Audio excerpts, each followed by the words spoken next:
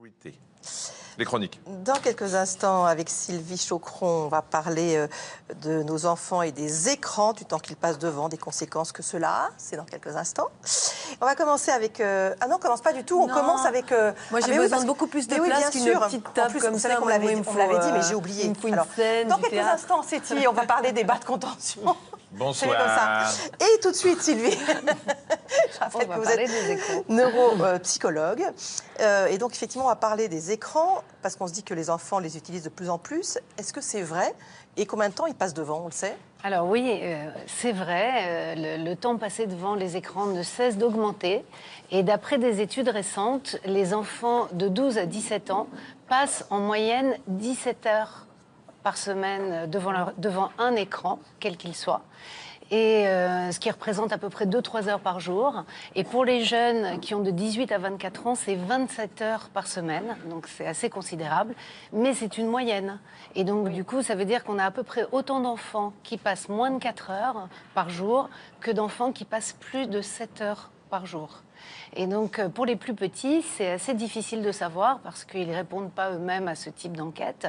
Et puis aussi parce que les parents ne se rendent pas compte du temps total passé devant des écrans.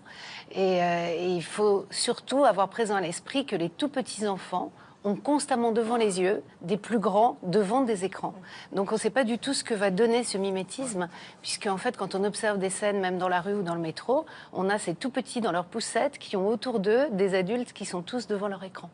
D'accord, donc ils vont se dire que c'est comme ça la vie, en gros. Il y a un risque sur le plan visuel ou même les fonctions cognitives, parce qu'on se dit que ça dépend ce qu'ils regardent, remarquez.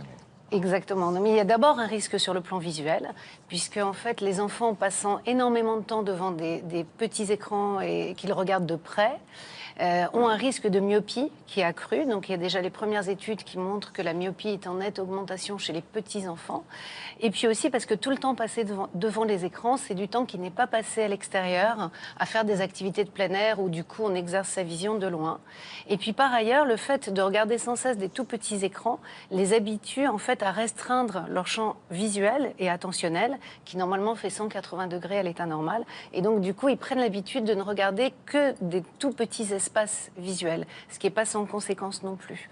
Et puis sur le plan attentionnel, c'est sûr que prendre l'habitude de passer sans cesse d'une tâche à l'autre, de choisir ce à quoi on fait attention et surtout de choisir des stimuli qui sont visuels et auditifs, auxquels on répond tout de suite et puis de changer sans cesse d'informations, forcément, ça rend les choses beaucoup plus difficiles quand on doit passer une heure en cours à écouter quelque chose qu'on n'a pas choisi, auquel on ne répond pas toutes les 2 secondes. Et forcément, si de l'attention divisée ou partagée est en nette augmentation, au contraire, faire attention de manière soutenue pendant longtemps, ça c'est très difficile. Est-ce qu'il y a d'autres risques constatés, par exemple des troubles du sommeil? Alors effectivement, comme les enfants passent beaucoup de temps devant des écrans qui émettent de la lumière bleue, on suspecte cette lumière bleue d'interagir avec tout le métabolisme de la mélatonine, et donc le cycle veille-sommeil, et donc de perturber le sommeil. Et puis aussi, quand un enfant est dans sa chambre et qu'il n'a plus de repères visuels sur le temps qui passe et qu'il est devant un écran, stimulé sans cesse, forcément ça l'aide pas à s'endormir. Et donc du coup, de fait, ces troubles du sommeil vont donner des troubles de l'attention le lendemain, des troubles de la vigilance. Et on sait que chez les tout petits, par exemple, certaines études laissent penser que l'exposition trop précoce aux écrans peut véritablement donner des troubles de l'attention. Et donc il ne faut pas espérer que les enfants se contrôlent tout seuls, parce que les capacités de contrôle, elles se développent très lentement, jusqu'à 16 ans.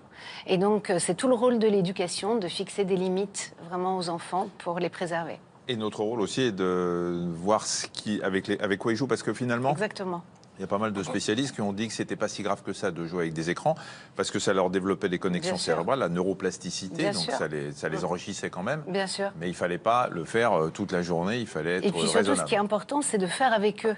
C'est-à-dire que ce qui est ce qui est finalement le plus ennuyeux, c'est de les laisser seuls face à une tâche qui est faite de manière répétitive, chez des enfants qui perdent la notion du temps et qui du coup continuent une tâche unique, alors que faire avec eux quelque chose qu'on partage, que ce soit sur un écran ou sur papier, c'est toujours bénéfique. Le problème, c'est que sur écran, on comprend rarement aussi bien qu'eux ce qu'ils sont en train de faire. Justement, c'est une situation pour renverser un petit peu les rôles et leur demander exactement. Explique-moi, mais malgré ça, on ne comprend pas toujours. Merci. On fait semblant. La prochaine, on parlera des adultes, des écrans. Exactement. Très bien.